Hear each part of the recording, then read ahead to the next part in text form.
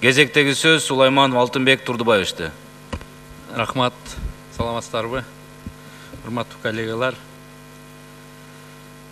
Быйылкы жыл 2018 жылды президентибиз аймактарды өнүктүрүү, региондорду өнүктүрүү жылы деп жарыялады. Элдин баардыгы кубанып, бир жакшы үмүт менен жылыш болот бекен деген ниетте болуп, өкмөттүн бүгүнкү парламенттин кылган иштерибиз бир элге бир мындай жыйынтыгын берип бир байкалган жок да. Сондуктан мен айтайын деп атканым, менин сунушум тескерисинче болуп атат мындай.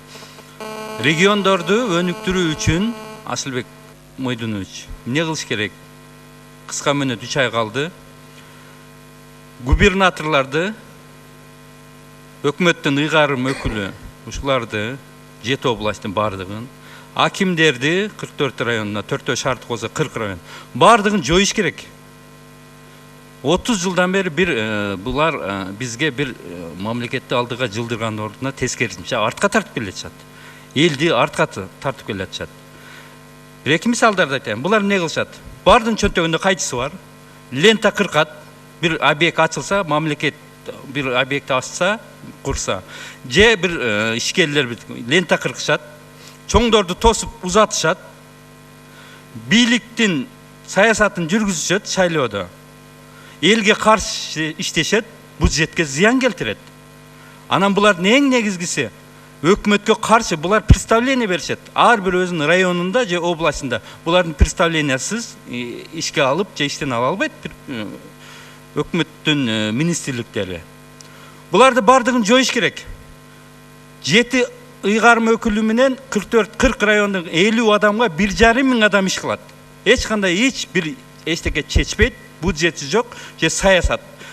Тиле жасайт болду, бир кадр маселе. Буларды эмне кылабыз? Буларды кармап ушу күнгө чейин. Бюджетибиз 2 тепкичтүү болсо, ушуга соответствие келтириш үчүн буларды жоюш керек тез аранын ичинде. 30 жылдан бери бизге булар майнап берген жок, акимдер менен губернаторлор. Жатып ичерлер булар. Элге каршы дайым барсаң приемныйында эл очерет бир алар кабыл алып бир маселесин чечпейт. Чече албайт деп себептеген чече турган эч кандай рычагы жок, колунда эчтеке жок.